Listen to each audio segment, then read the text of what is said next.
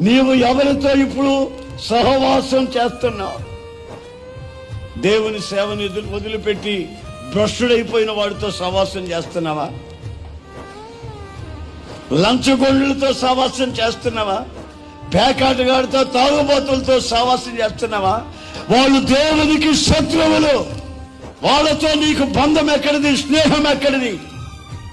వెలుగుకి చీకటికి సంబంధం ఎక్కడిది?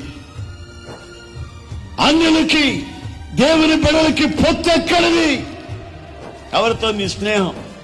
అక్రమముగా చేసిన స్నేహం, అపవిత్రంగా సంపాదించిన సంపాదన, మనుషుల కొంపలు కూల్చి సంపాదించిన అక్రమ ఆస్తి నీ వ్యక్తిగత జీవితానికి కన్నీళ్లు తెప్పిస్తాయి.